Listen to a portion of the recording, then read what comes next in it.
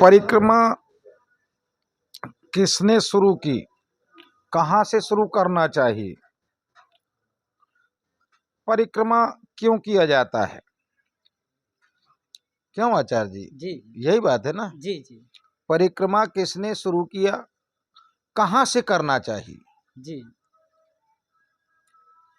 तो परिक्रमा मार्ग भैया कहीं से भी उठा लें, इतनी बड़ी नर्मदा मैया हैं, किसी भी घाट से आप उठा सकते हैं। लेकिन ये लगा है कि जब आप जिस घाट से उठाएंगे वहीं पर जाके आपकी परिक्रमा पूरी होगी, पर जल चढ़ाने आपको ओंकारेश्वर ही आना पड़ेगा। जी इसलिए जो बुद्धिमान लोग होते हैं तो ओंकारेश्वर से ही परिक्रमा उठाते हैं, क्योंकि यहाँ आकर पूरा भी होगा और जल भी चढ़ा दिया जाएगा। कुछ लोग तो अमरकंट से भी उठाते हैं, बोरास घाट हो गए, आमली घाट, होशंगाबाद हो गए, खेड़ी घाट हो गए, अन्य अन्य बहुत से घाट हैं। सभी घाटों से उठाया जा सकता है, क्योंकि माँ सब जगह विद्यमान है। पर जल तो ओंकारेश्वर भगवान में ही चढ़ता है पूर्ण होने के बाद। जी तो यहाँ से परिक्रमा उठाना चाहिए। अब आइए, किसने शुरू किया था परिक्रमा, पहला नंबर किसने किया था? तो महाराज मार्कंडेय ऋषि, उन्होंने परिक्रमा शुरू किया।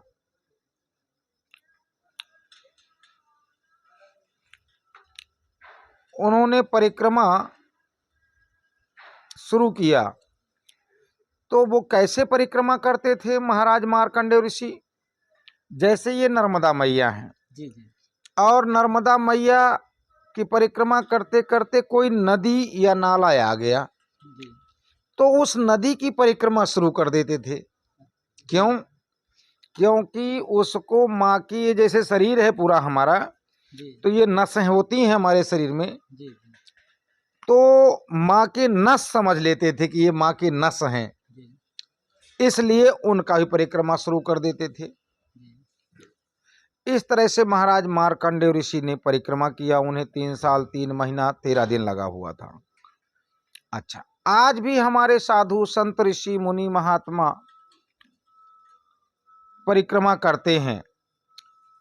तो कोई बड़ी वाली परिक्रमा करते हैं 3 साल 3 महीना 13 दिन की, तो 4-5 किलोमीटर के बाद कोई न कोई आश्रम या कोई न कोई सहारा मिल जाता है, जी या गांव के लोग, कार्यकर्ता लोग सदा व्रत करते हैं। जगह जगह व्यवस्था है, मैया ने व्यवस्था किया है। जी तो परिक्रमा ऐसे, और कोई मोटरसाइकिल से करता है, कोई बस से करता है, कोई अपने प्राइवेट 4 व्हीलर जीप आदि गाड़ियों से करता है, जी जी कोई ट्रेन से भी करते हैं। ट्रेन से भी परिक्रमा? ट्रेन से भी परिक्रमा, क्योंकि यहाँ से बैठ गए, अब ये वो उस पार नहीं जाना है, उस स्टेशन में उतर गए, अच्छा फिर वहाँ से आगे बैठ गए, फिर ट्रेन, कुछ पैदल, फिर ट्रेन, या कुछ पैदल या बस में। तो परिक्रमा, एक तो परिक्रमा ये होती है पैदल, जो कि आपको नर्मदा मैया को क्रॉस नहीं करना है। दूसरी परिक्रमा होती है, पहली परिक्रमा है 3 साल 3 महीना 13 दिन की। जी जी दूसरी परिक्रमा है 40, 50, 60 किलोमीटर तक। हम जो है तो 40, 50, 50 किलोमीटर पैदल चले हैं, जी जी कहीं कहीं 60 किलोमीटर पैदल चले हैं। क्यों? कि जैसे कोई अब स्थान नहीं मिला, जी अब ये स्थान मिला तो हमने कहा 2 घंटा समय है। जी अब 2 घंटा समय के लिए हमें 20-25 किलोमीटर कोई नहीं मिला तो अंधेला भी हो जाता था और परिक्रमा करते रहते थे। जी फिर जब कोई सहारा मिला, कोई गांव मिला, या कोई साधु संतों का आश्रम मिला, वहां रोकते थे। ये दूसरी परिक्रमा हुई। तीसरी परिक्रमा और है, पवन परिक्रमा बोलते हैं। जी जो पवन परिक्रमा उस तरह की होती है कि उस पार हो या इस पार हो, जहां हनुमान जी का मंदिर मिलेगा वहीं रुकना है। अच्छा इसी को हनुमान भी परिक्रमा इसको पवन परिक्रमा, हनुमान परिक्रमा उसी कहते हैं कि चाहे उस पार मिले चाहे इस पार मिले, जी।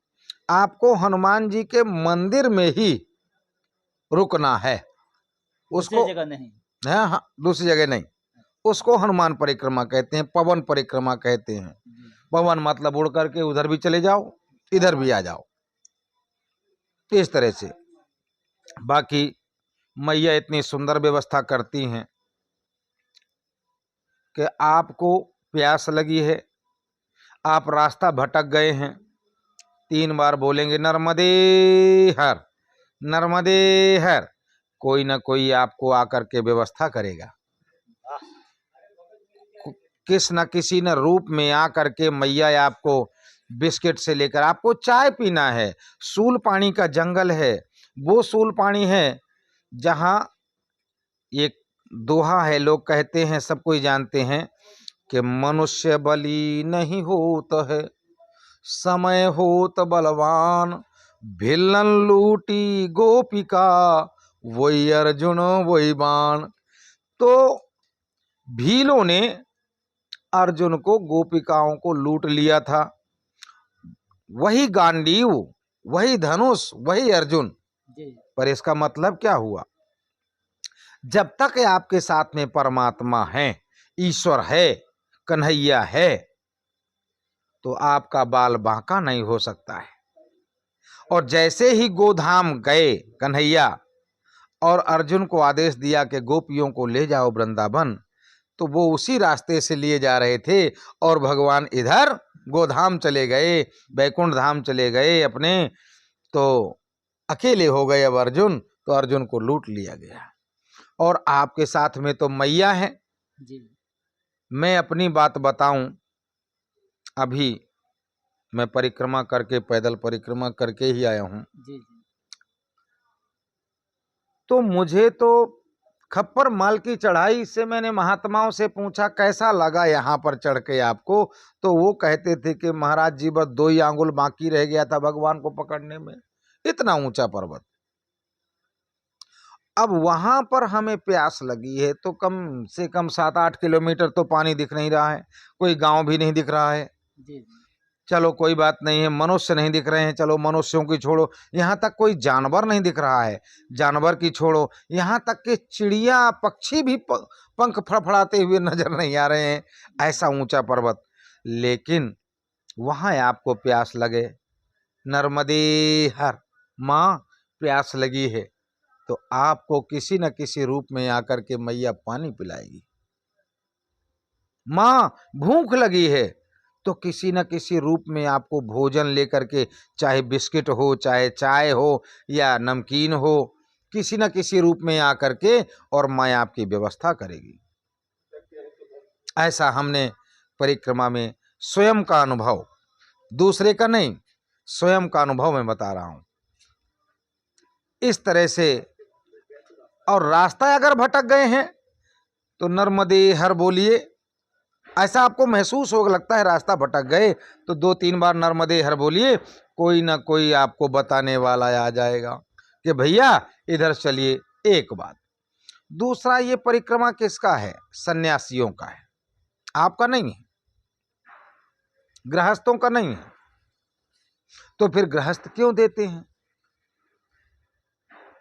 तो भैया हम 4 महीना के लिए, 6 महीना के लिए सन्यास ले लेते हैं। सन्यासियों के हाथ में दंड होता है, कमंडल होता है, आपके हाथ में भी दंड होना चाहिए, आपके हाथ में भी कमंडल होना चाहिए।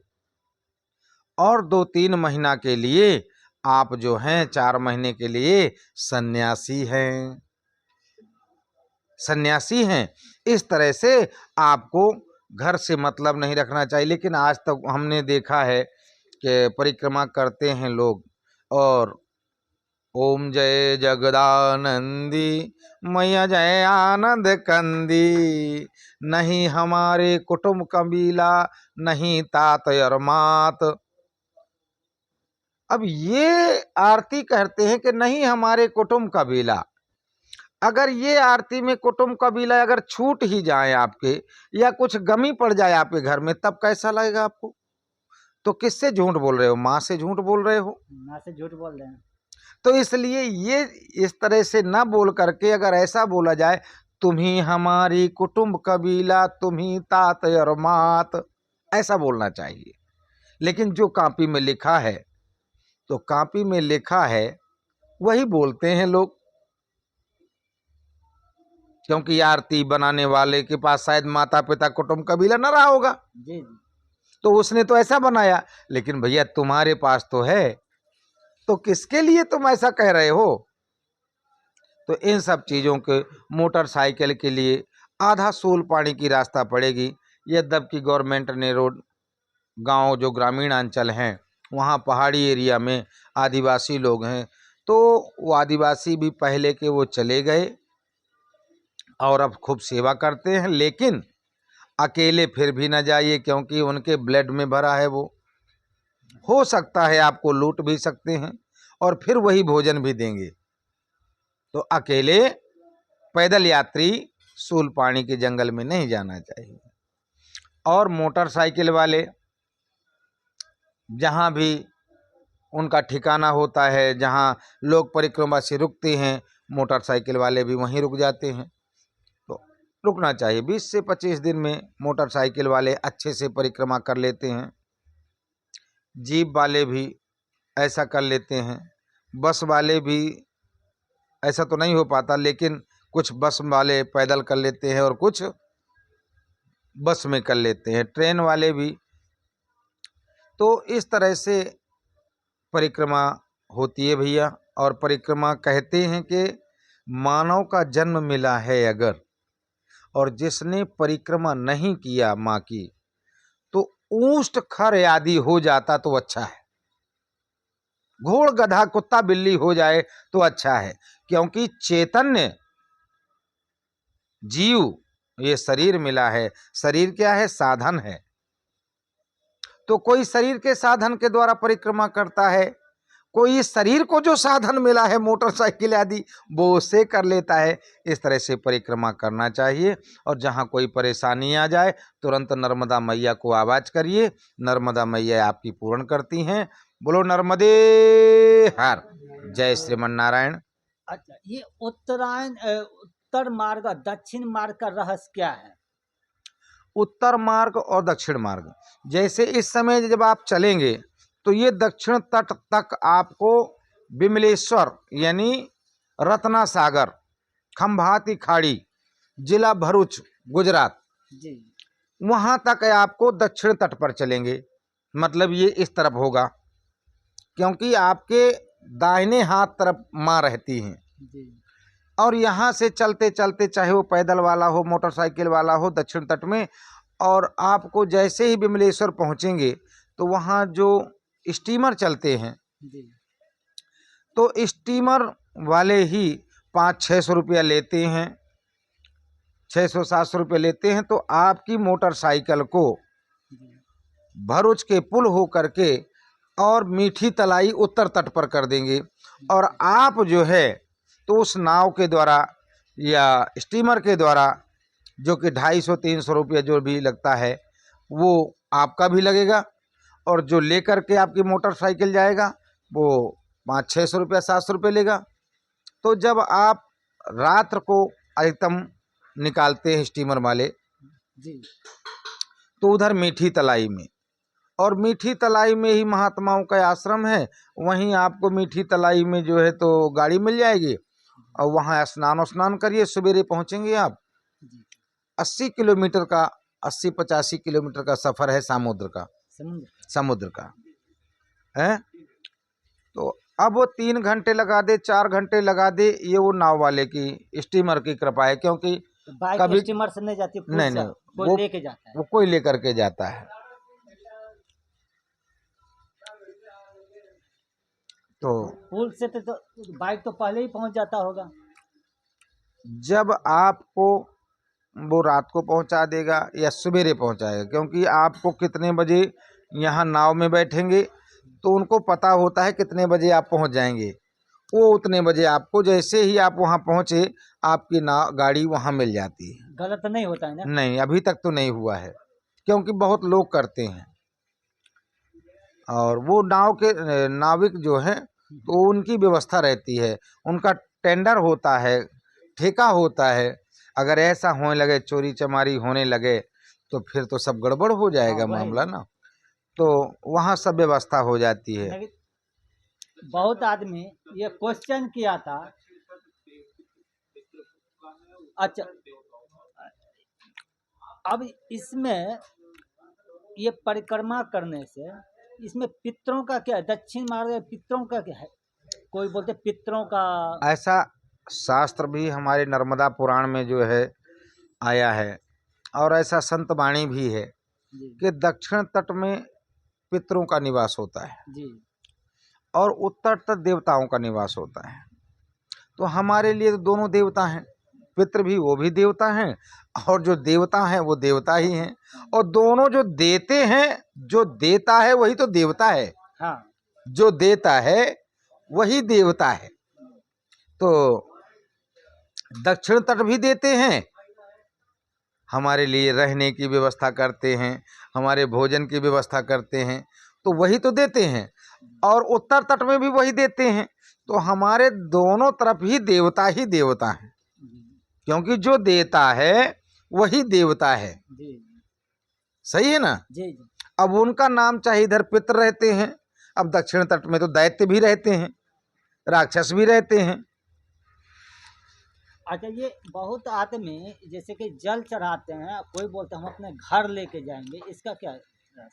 नर्मदा जी का जल घर ले जाना चाहिए। नहीं, जल जैसे चढ़ाने। जल आपका हम्म, यहाँ से जो जल आप बाटली शीशी किसी बोतली में भरेंगे, जी तो आधा जल तो आपको जब वहाँ विमलेश्वर पहुँचेंगे जी और फिर नाव में जाएंगे तो वो केवट आएगा। हम्म, तो समुद्र आधा जल तो आपको यहाँ से समुद्र में डालना है। क्यों? क्योंकि समुद्र में समाई है। जी जी फिर उसको आधा भर लेना है, फिर समुद्र का जल, फिर उत्तर तट चल देना है। जी जब उत्तर तट चलेंगे तो जहाँ माँ का उद्गम है आपको अमरकंट में, जी माई की बगिया होती है, तो वहाँ माई की बगिया में जाकर के पूजा होती है। जी तो आधा जल फिर वहाँ चढ़ाया जाता है जी। और फिर उस कुंड से भर लिया जाता है। अच्छा। उस कुंड से भरने के बाद फिर वो जल जी ओंकारेश्वर में चढ़ता है। जी ओंकारेश्वर में चढ़ा करके तब आपका पूर्ण होता है वह। और वहां से आने के बाद मुंडन आदि करना चाहिए, फिर आपके घर जाना चाहिए। अच्छा, क्यों वहां से आने के बाद मुंडन करना चाहिए? करना चाहिए? यहाँ से कर लिया, मुंडन कर लिया, वो और अच्छा है, क्योंकि सन्यासी हो गए हम। और वहां से जब परिक्रमा कर्ण पूर्ण होता है तब मुंडन करना चाहिए। क्यों? कि हमने पता नहीं किस किस का खाया है, तो सारा जो हमने प्रायश्चित, हमसे जो गलतियां हुई हों, तो जो हम अशुद्ध हो गए हैं, तो वो पुनः शुद्ध हो करके और फिर हम अपने घर जाएं। ओंकारेश्वर में भी भंडारा करना चाहिए, कन्या भोजन करवाना चाहिए। नहीं होता है तो फिर घर में तो जरूरी करना चाहिए, ताकि हम जितने लोगों का भोजन किया है कम से कम हम उतना वहाँ घर में जा करके और वो कर सकें। ऐसा नियम है और करना भी चाहिए।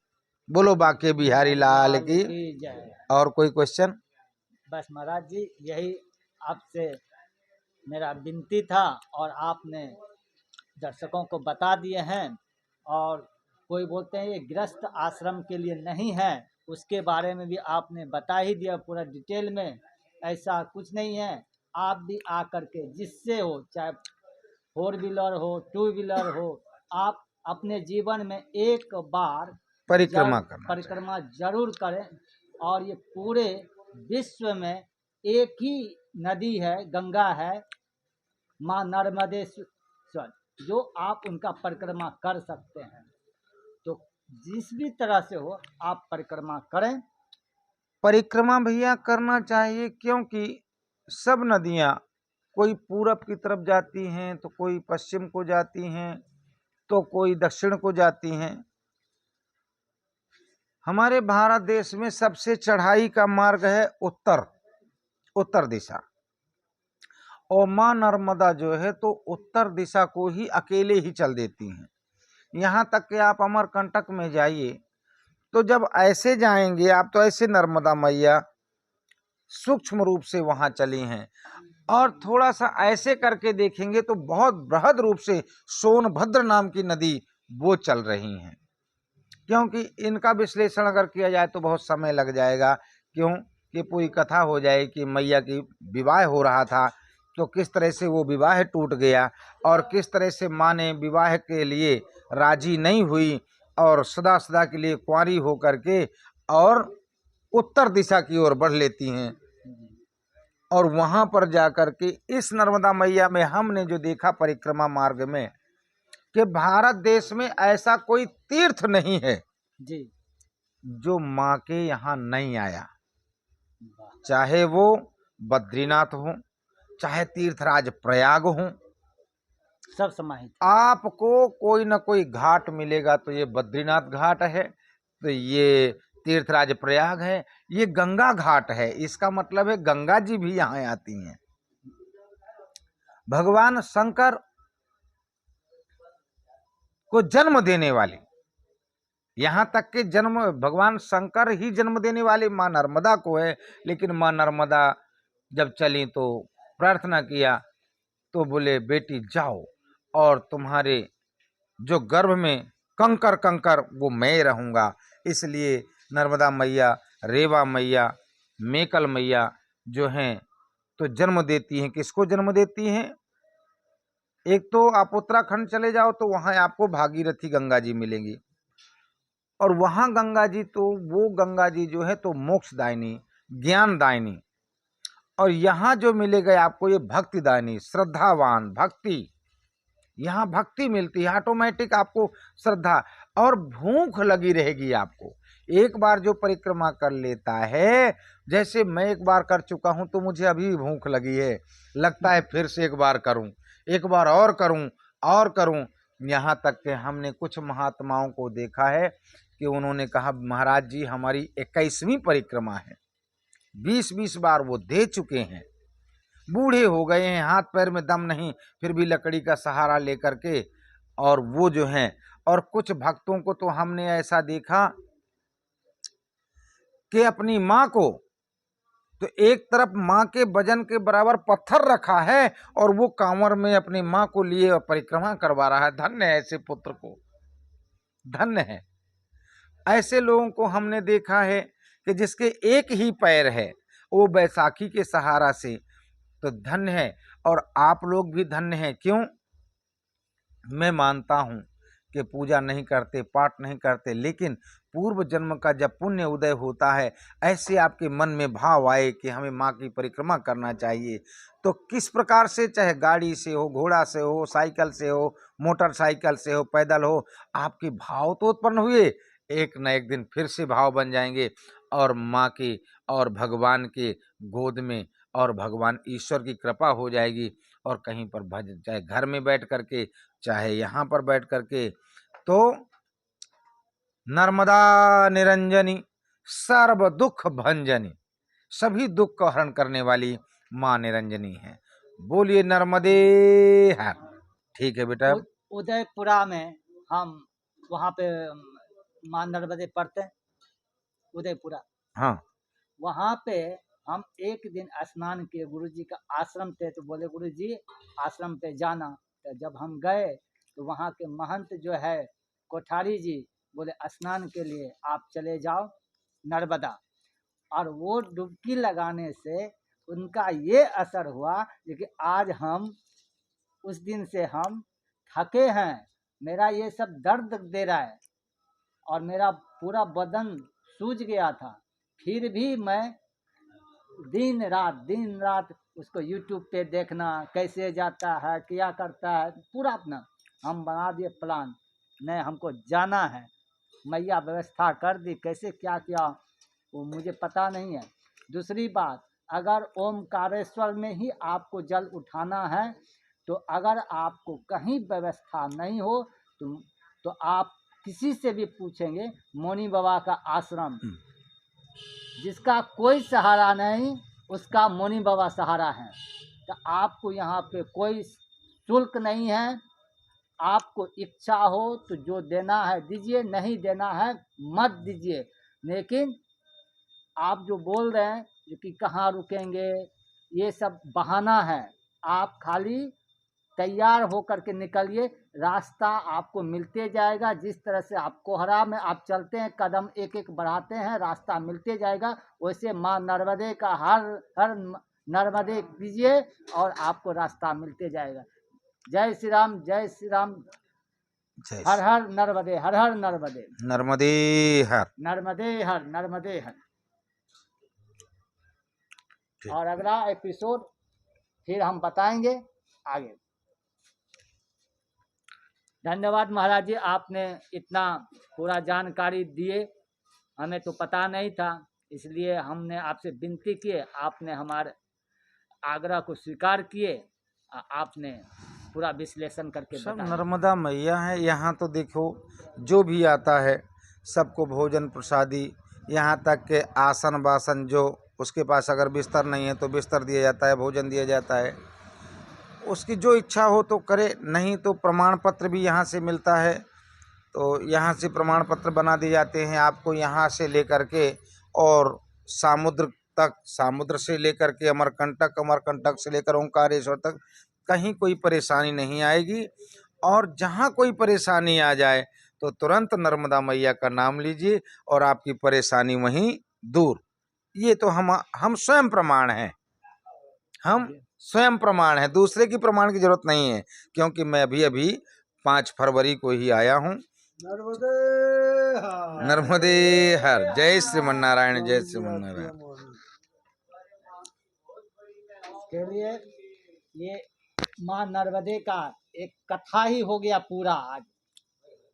ठीक, जय इसलिए श्री महाराज जी को दंडवत प्रणाम। नारायण भैया, नारायण भैया, नारायण भैया। नमस्कार प्रिय दर्शकों, आप सभी का स्वागत है। मैं आचार्य एकदेव शरण। आज आप सभी को हम बता रहे हैं, आप सबको बताया था मैंने, जो कि मैं अपने मोटर बाइक से ही नर्मदा परिक्रमा करने के लिए जाऊंगा।